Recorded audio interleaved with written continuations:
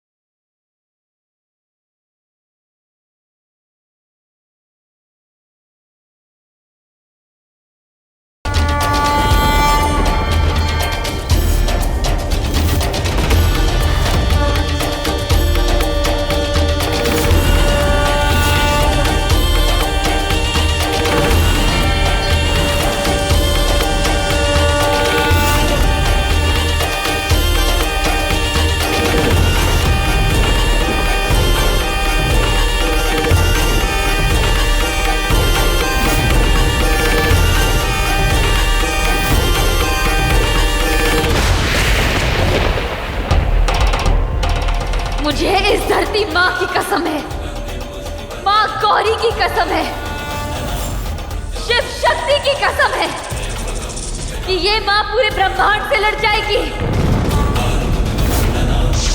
पर अपनी बच्ची तक पहुंच के दिखाएगी। तुम शैतान मुझे मेरी बच्ची से कभी दूर नहीं कर सकते। याद रखना, जमीन है तो आसमान भी है, शैतान है तो मेरे भगवान भी है।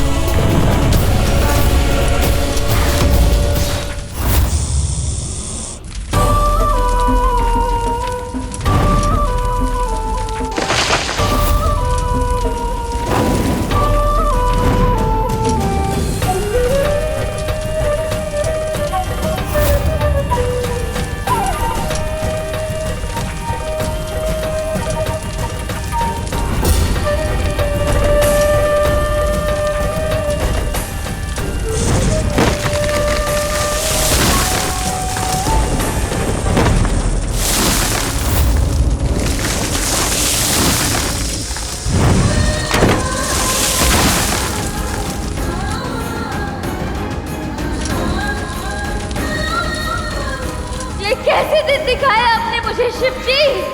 ऐसा भी क्या पाप कर दिया मैंने जो आपने एक माँ से उसकी बच्ची छीन ली? मैंने आज तक सिर्फ बुराइयों का विनाश किया है और उसके बदले मुझे क्या मिला? धोखा, वो भी एक बार नहीं, बार बार। यह आपकी विधि का कैसा विधान है शिव जी? ये कैसा मेरा भगवान है? आइए शिव जी, अपना रौद्र रूप दिखाइए शिव जी, और ले जाइए मुझे मेरी बच्ची के पास।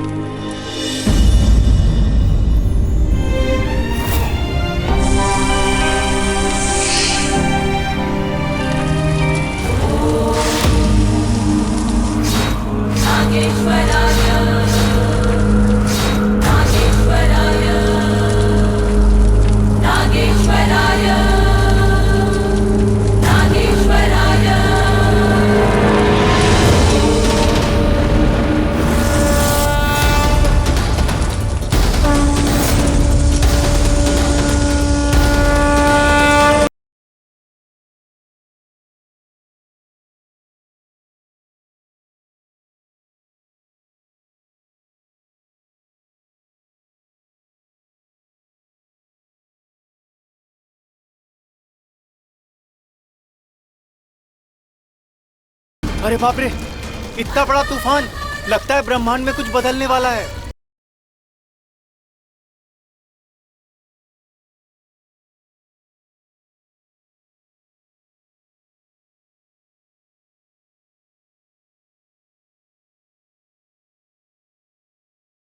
राजेश बेटा, इतना बड़ा तूफान आ रहा है और तुम्हारी पत्नी क्यारा कहाँ है?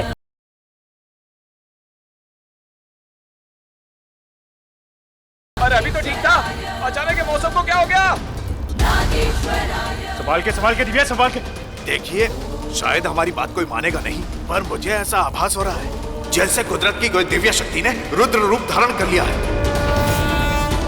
ऐसा तूफान तभी आता है जब श्री हरि विष्णु को उनकी नींद से जगाया जाता है, या शिवजी रुद्र रूप में तांडव करते हैं, या फिर शेषनाग या शेषनागिन का रुद्र रूप खड़ा हो जाता है, तभी ऐसा तूफान आता है।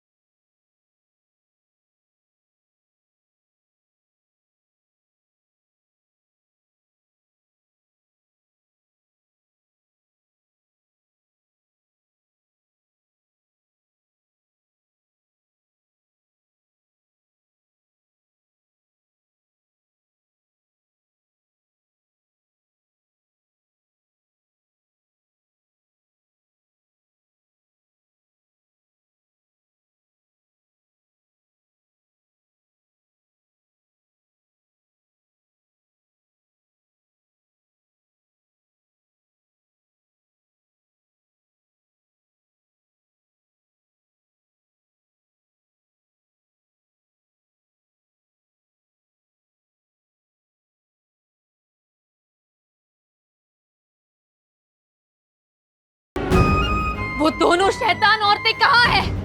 महक और उर्वशी कहाँ है?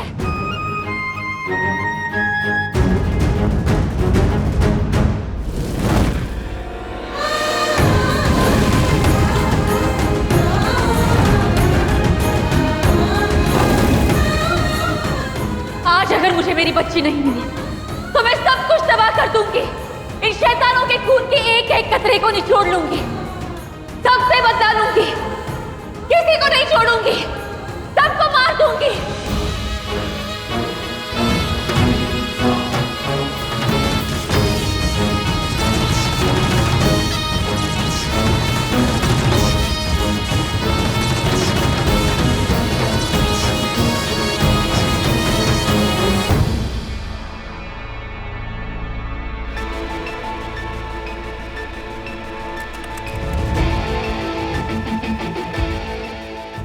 शेषनागिन को कब से संदेशा भेज रहा हूँ, ये आ क्यों नहीं रही?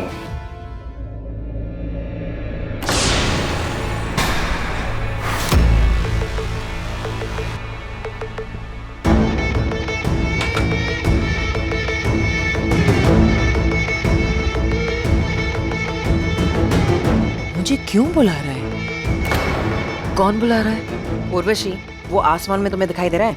ये प्रोफेसर का बुलावा है। जब भी वो शेषनागिन को बुलाना चाहते हैं तो ये कुदरती मैसेज वो भेजते हैं। क्या?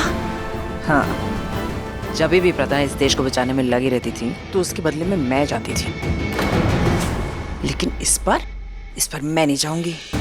उस प्रोफेसर को ये नहीं मालूम कि जिन लोगों को वो इस देश का रक्षक समझ रहा है वो ही इस देश को तबाह कर रहे हैं।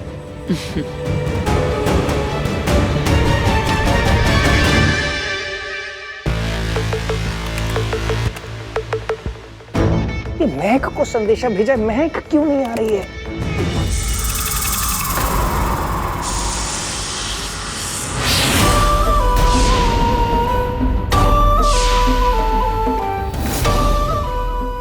शेषनागिन, आप जिंदा हैं? हाँ।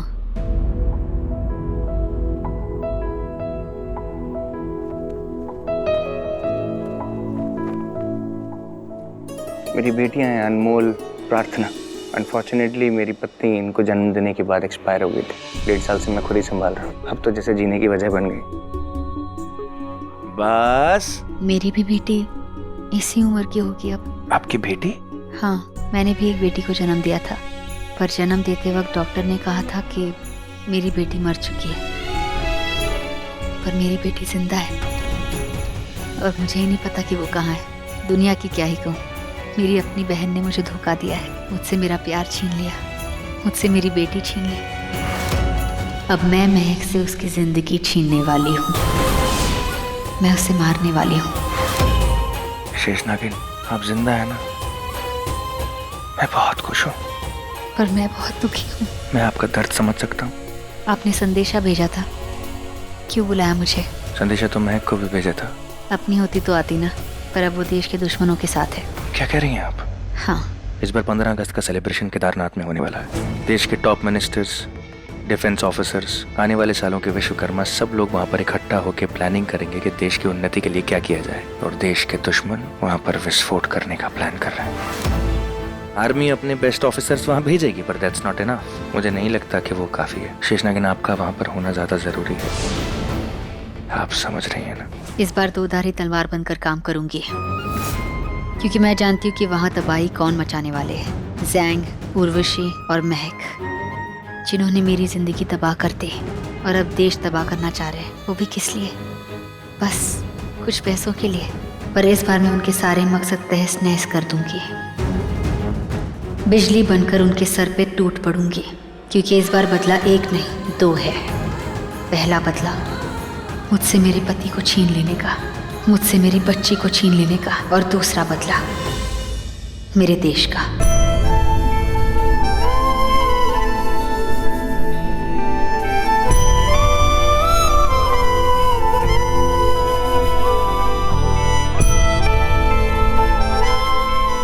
मुझे इस शिव भूमि के मिट्टी की कसम, मेरे शिव की कसम, केदारनाथ की तरफ अगर कोई कदम भी बढ़ाए तो मैं उसे रोकूंगी। मैं मेरे देश को तबाह होने से बचाऊंगी। यह हमारी भूमि है, हमारी मातृभूमि, हमारी माँ की ये गोद, ये मिट्टी जिससे कई शहीदों ने अपना तिलक लगाया था। जो भी हमारे देश की तरफ उंगली उठाएगा मैं उसे मिटा दूंगी, खुद मिट जाऊंगी। गोदी में खेलती है इसकी हजारों नदियाँ, गुलशन है जिसके दम से रश के जिना, सारे जहां से अच्छा हिंदुस्तान हमारा।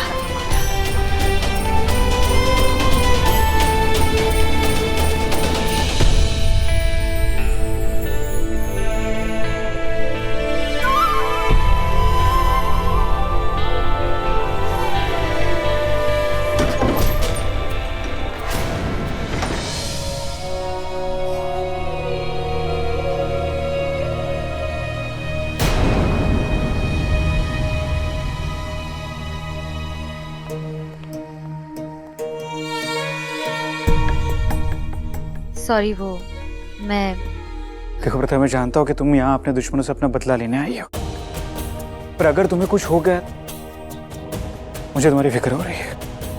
छोड़ दो ना ये सब। मैंने सुना है कि रेहान और रितेश की डेड बॉडी मिली है। गुजरात फैमिली से फोन आया था, दिव्या पर वहीं पे गई है। प्रथा, खतरा पहले भी था, पर अब खतरा बहुत ज्यादा बढ़ गया है। ये खतरा तो कुछ भी नहीं है। इससे भी बड़े खतरों का सामना किया है मैंने अकेले। मेरा ऋषभ अब इस दुनिया में नहीं रहा, पर आज मुझे पता चला है कि मेरी बच्ची अब भी जिंदा है। मेरी बच्ची अब भी जिंदा है और मुझे नहीं पता उन शैतान औरतों ने उसे कहाँ छिपा के रखा है। चाहे जो भी हो जाए, मुझे मेरी बच्ची को ढूंढना है। और आप मुझे कह रहे हैं कि मैं ये सब छोड़ दूं?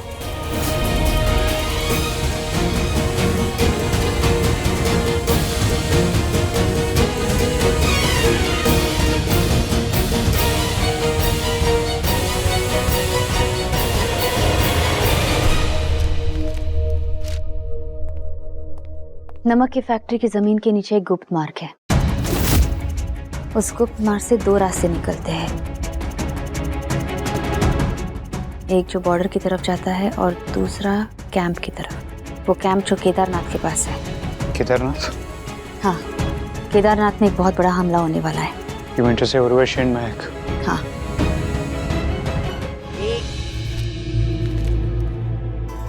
कल पूरा देश जश्न मनाएगा। हमारे देश का 75वां स्वतंत्रता दिवस है कल सारे मिनिस्टर वहां पहुंच रहे हैं। 15 अगस्त की सेलिब्रेशन शुरू हो जाएगा। कल दिल्ली में 15 अगस्त के सेलिब्रेशंस के बाद शाम को करीब 5-6 बजे सब लोग केदारनाथ पहुंचेंगे राउंड टेबल कॉन्फ्रेंस के लिए। इसमें सभी मिनिस्टर्स मिलके देश के उज्जवल भविष्य के लिए प्लानिंग करेंगे। इसमें हमारे देश की सभी महान हस्तियां होंगी और उस मीटिंग के बारे में चेंगिस्तान को खबर लग गई है, जो कोई ना कोई तबाही जरूर मचाएगा। हमारे इस देश से कोई गद्दार उनसे मिला हुआ है।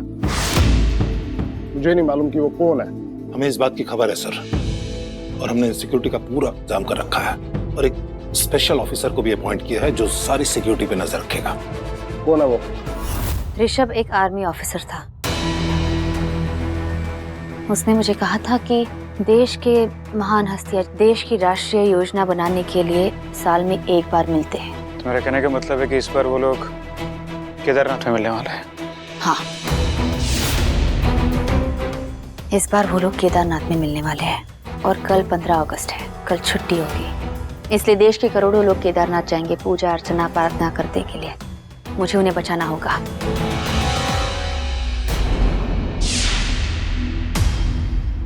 लेकिन कियारा, तुम अकेले सब कैसे? पता नहीं, पर मुझे करना ही होगा। ऋषभ अगर यहाँ होता तो वो अपने देश को बचाने के लिए कुछ भी कर देता, इसलिए अब ऋषभ का काम मैं करूंगी। सर, वो हमारा बहुत काबिल ऑफिसर है और कुछ सालों के लिए उसने आर्मी छोड़ दी थी। अंडर कवर होकर उसने ये जानने की कोशिश की थी कि वो कौन लोग हैं जो हमारे देश को तबाह करना चाहते हैं। उन लोगों ने तो ये सोचा है कि उसकी मौत हो गई है, लेकिन वो जिंदा है और सुरक्षित है।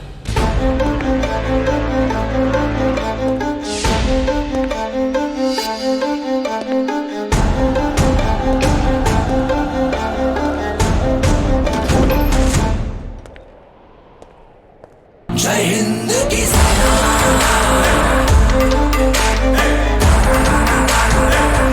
जय हिंद की सेना।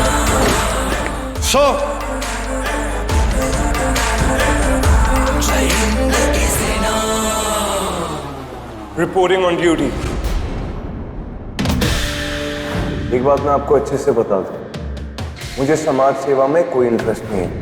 आर्मी ऑफिसर जो देश के लिए और अपनों के लिए जान भी देने को तैयार था, उसके बाद कुछ ऐसा हुआ कि अब मैं जो भी करता हूँ सिर्फ पैसों के लिए करता हूँ।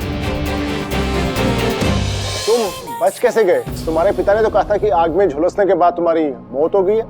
ऐसा सबको लगता है सर, पर ऐसा कुछ हुआ नहीं।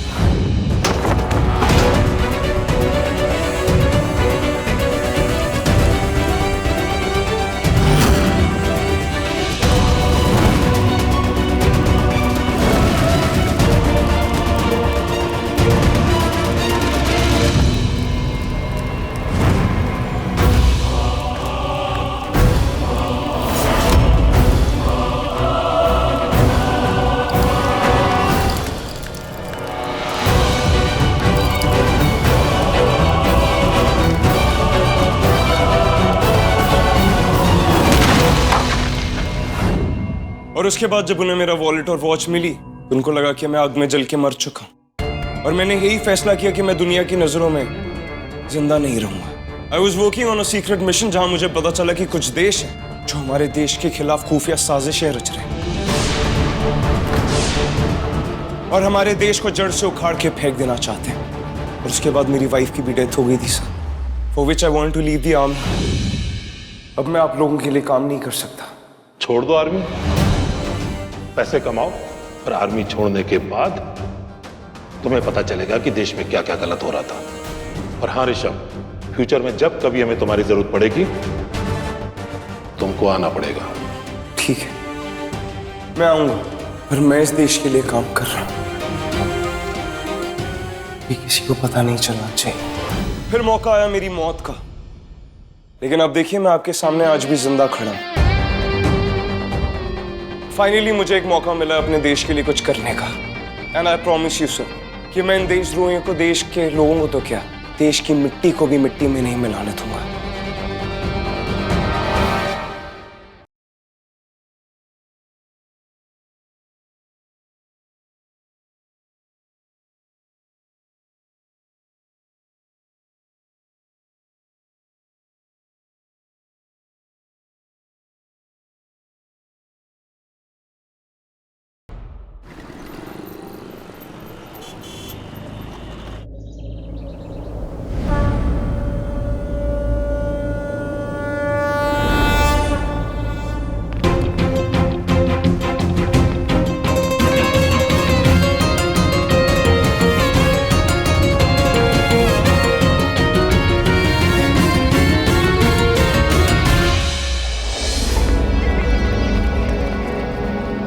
Mrs Gujral, please welcome.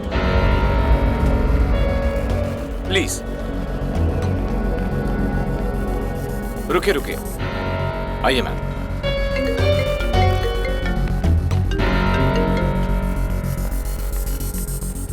प्रेम, हमें एकदम नॉर्मल बिहेव करना है। जैसे ही मुझे मौका मिलेगा मैं नीचे जाके उस गुप्त रास्ते का दरवाजा खोल दूंगी। तब तक मैं यहाँ पे वेट करती हूँ।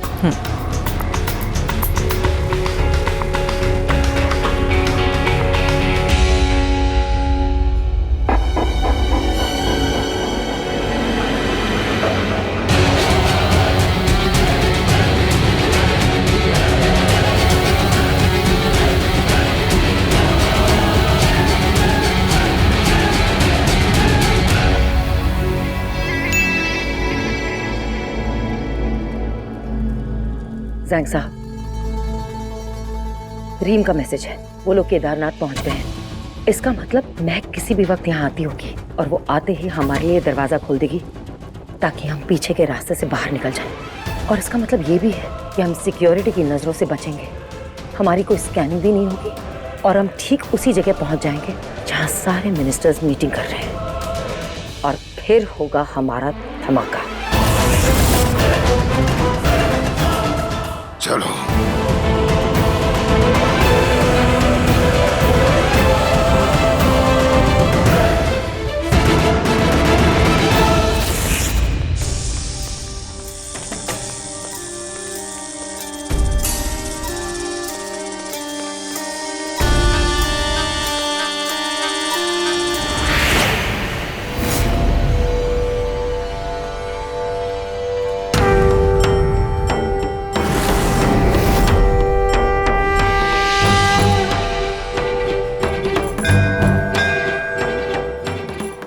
हे देवों के देव महादेव, आज देश के गद्दार केदारनाथ पर वार करने वाले हैं और मुझे मेरे देश को बचाना है।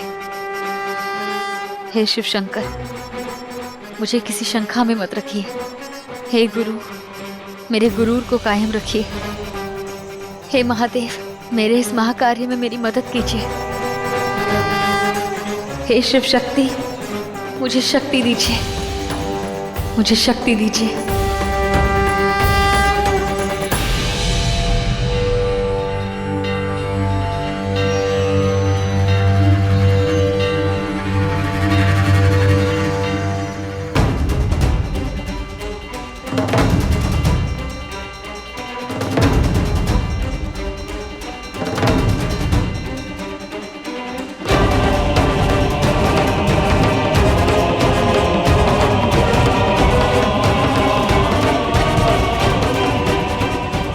मुझे पता लगाना होगा कहीं देश के गद्दार गुप्त मार्ग के दरवाजे से यहाँ ऊपर ना आ जाए।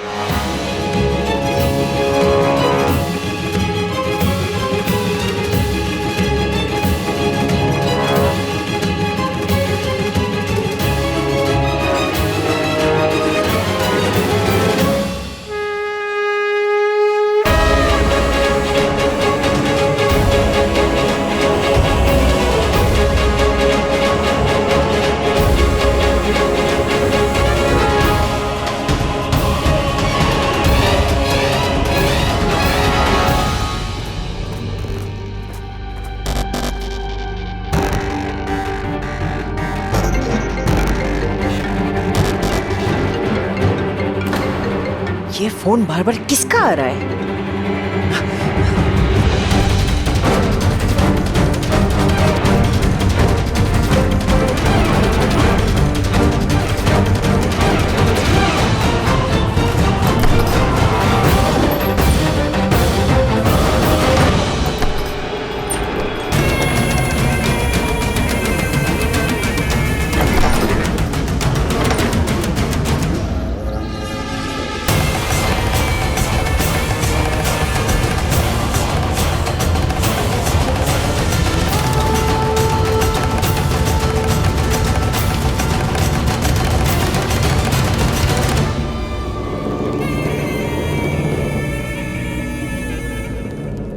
हे शिव की दिव्य दृष्टि, मुझे दिखाइए, मुझे इस केदारनाथ का चप्पा चप्पा दिखाइए।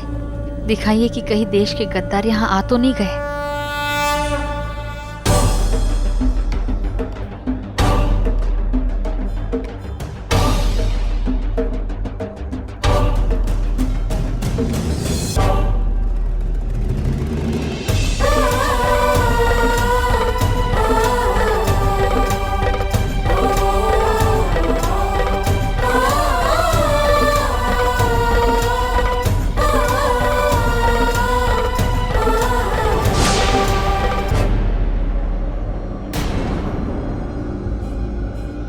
ये शॉल में चेहरा कौन छुपा रहा है? लगता है देश का कोई गद्दार है।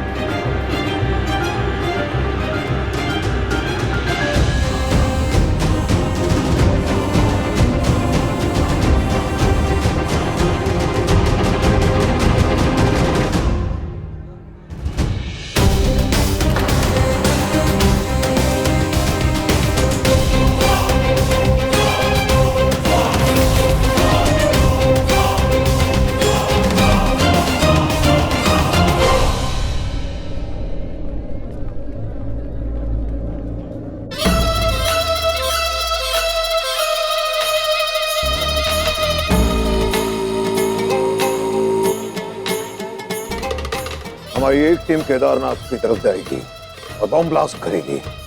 है ना? तुम मिनिस्टर्स की मीटिंग के रूम में बॉम्ब प्लांट करोगी और उर्वशी तुम हमारे दूसरे टेंट में जाकर चेक करोगी सारे हथियार सुरक्षित हैं। ओके।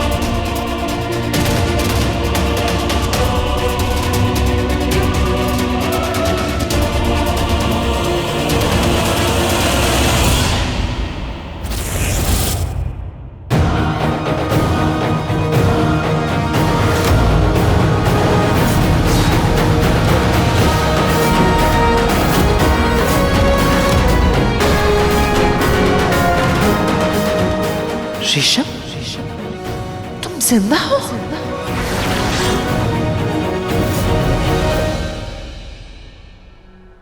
ये रीम को कब से ट्राई कर रही हूँ लेकिन फोन ही नहीं लग रहा। यहाँ का नेटवर्क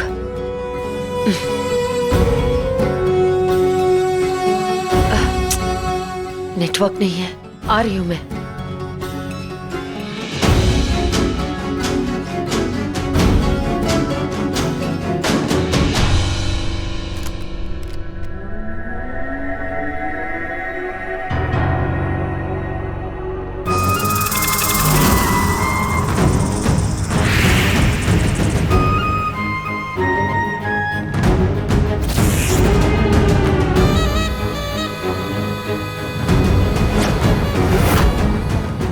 तो ये है वो हथियार जिससे यहाँ हमला होने वाला है। पर अगर ये हथियार बचेंगे ही नहीं तो हमला होगा ही नहीं।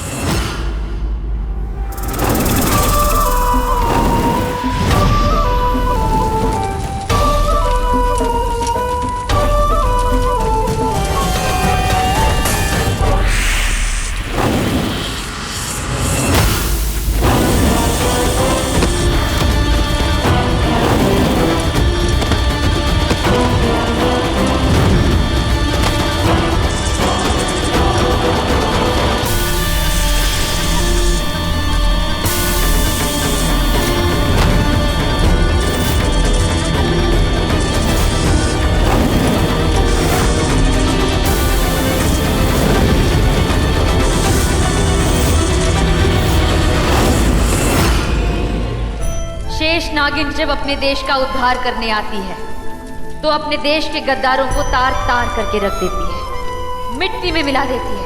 मेरे देश की मिट्टी पर अपने नापाक कदम रखने वालों, मैं अपने देश की मिट्टी में ही तुम्हारी चिता को जला दूंगी।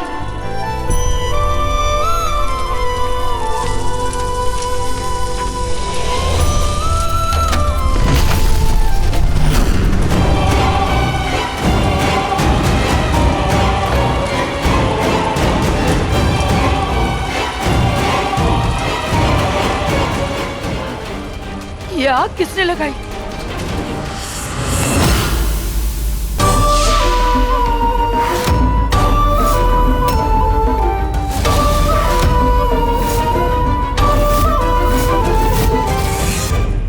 ये आग मैंने लगाई है। तुम जिंदा कैसे हो? महक ने तो मुझे कहा था कि तुम सर्प गंधा के जहर से मर जाओगी। महक का क्या है, वो तो कुछ भी बोलती रहती है, क्योंकि जिंदगी और मौत के फैसले महक नहीं, ये ऊपर वाला लेता है, शिव शंकर लेते हैं, और देशद्रोहियों को मौत देने का फैसला शेष नागिन लेती है। नहीं प्रथा, मुझे मत मारो, मैं मासी हूँ तेरी। रिश्ता है मेरा तेरे साथ, मुझे मत मार। मासी, बहन, रिश्ते, नाते, इन सारे लफ्जों का मजाक मत उड़ाओ।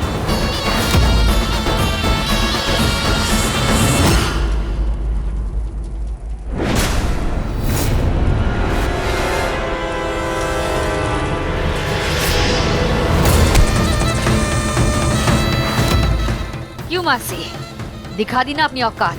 हाँ तो क्या करती मैं? हाँ, तेरी नानी और तेरी माँ ने मिलकर मुझे घर से बाहर निकाल दिया था। मेरे हाथों की लकीरों से मेरी किस्मत छीन ली मुझसे, मेरा नागिन रूप छीन लिया मुझसे। बस अब और नहीं, अब मैं अपनी किस्मत खुद लिखूंगी। किसी को अपने बीच में नहीं आने दूंगी, किसी को अपने रास्ते नहीं आने दूंगी।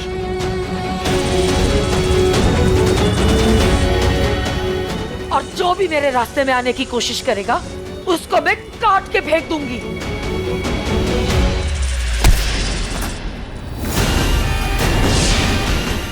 काटने वाले तो कब के कट गए, अब तुम्हारे सामने खड़े इस देश के रखवाले।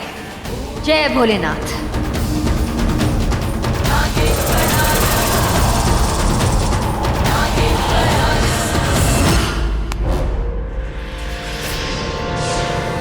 मुझे नहीं पता था मैंने अपने आस्तीन में एक सांप पाल कर रखा है जो मेरे ही देश को डसने जा रहा है।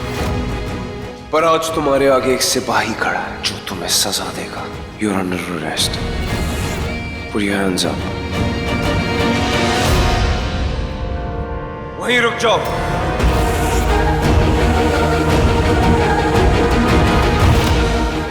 वरना मुझे गोली चलानी होगी।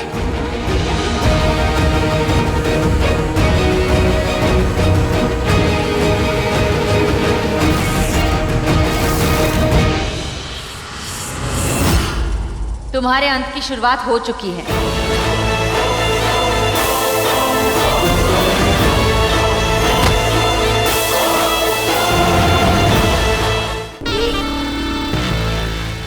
अरे जा, मर गए मुझे मारने वाले, समझी? तू, तेरी माँ, तेरी नानी, तेरे पूरे खानदान से नफरत करती हूँ मैं। तू क्या मुझे मारेगी? हाँ, पैदा नहीं हुए मुझे मारने वाले, समझी? और एक बात याद रख, मैं तेरे हाथों तो बिल्कुल नहीं मरूंगी, बिल्कुल नहीं। मौत के मुंह में खड़ी है और फिर भी इतनी अकड़ दिखा रही है। सबसे शक्तिशाली नागिन बनना चाहती थी ना, सबसे ताकतवर, इसीलिए तो मेरी माँ को धोखा दिया था, मेरी बहन को मेरे खिलाफ भड़काया था। तेरी बहन को तेरे खिलाफ भड़काया? मुझे उसको भड़काने की कोई जरूरत नहीं थी, समझी? उसके दिल में तेरे लिए नफरत की आग उस दिन से भड़क रही थी जिस दिन से तू शेष नागिन बनी। अरे उस बेचारी ने इतने जप तप किए शेष नागिन बनने के लिए, और जब वक्त आया उसका बनने का, तब तू उसका राजपाट लूट के ले गई। मैंने किसी से कभी भी कुछ भी नहीं लूटा है। शिव जी ने चुना था मुझे शेष नागिन बनने के लिए, इसीलिए मैं शेष नागिन बन गई, क्योंकि होनी को कोई नहीं टाल सकता।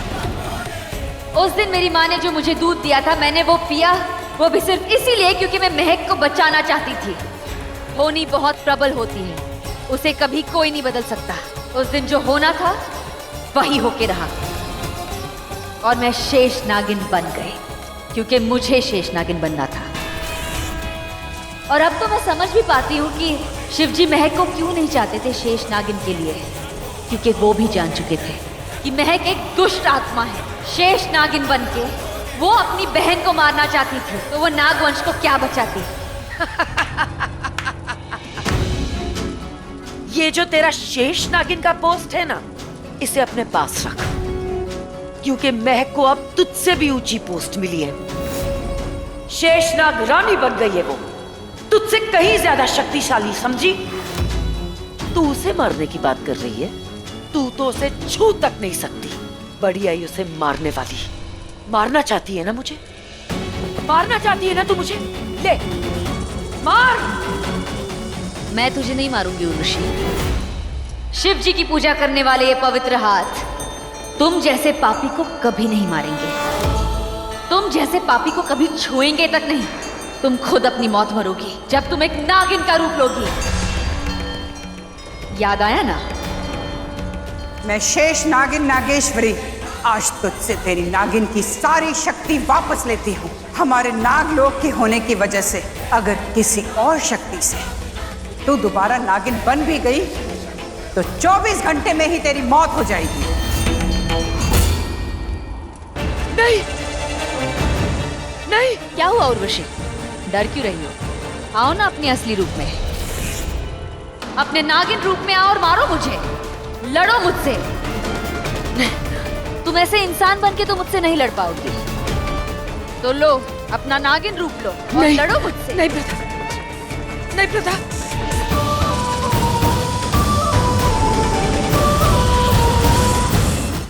आज मैंने तुम्हारा असली चेहरा भी देख ही लिया।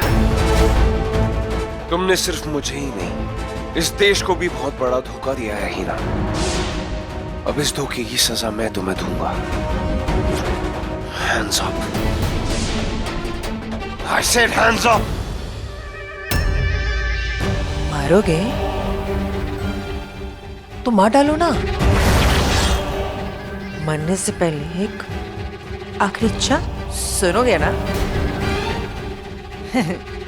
तुम्हें ये तो पता है कि प्रथा जेल गई थी, लेकिन तुम्हें ये नहीं पता कि वो प्रेग्नेंट थी। नहीं? शौक लगा? वो इसलिए क्योंकि मेरे प्लान्स जो है ना वो ज्यादा ही फैंटास्टिक है कि मैंने तुम्हारे कानों तक ये बात पहुंचने नहीं दी कि वो माँ बनने वाली है। और वो माँ बनी और वो बच्चा भी पैदा हुआ, लेकिन उसको ये सुनने को मिला कि उसका बच्चा मरा हुआ पैदा हुआ और उसका इल्जाम उसने तुम पे लगाया।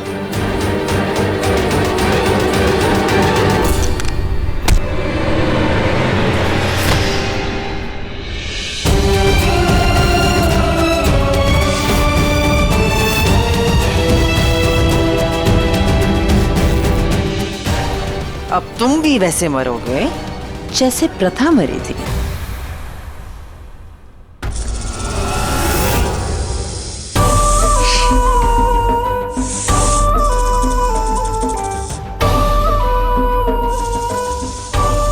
तुमने और महक ने मुझसे मेरा सब कुछ छीन लिया। मेरे बच्चे को मार दिया, मेरे पति को मार दिया, मुझे एक जिंदा लाश बना के छोड़ दिया। अब जिंदा लाश बनोगी तुम।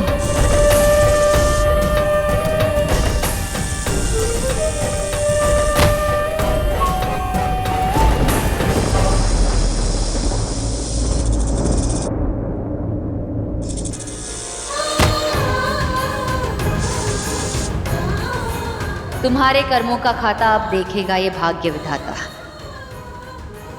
मैं तुम्हें इस अधमरी हालत में नहीं मारूंगी। आखिर तुम हो तो हमारे खून का रिश्ता ही ना। तुम बनोगी अपनी खुद की मौत।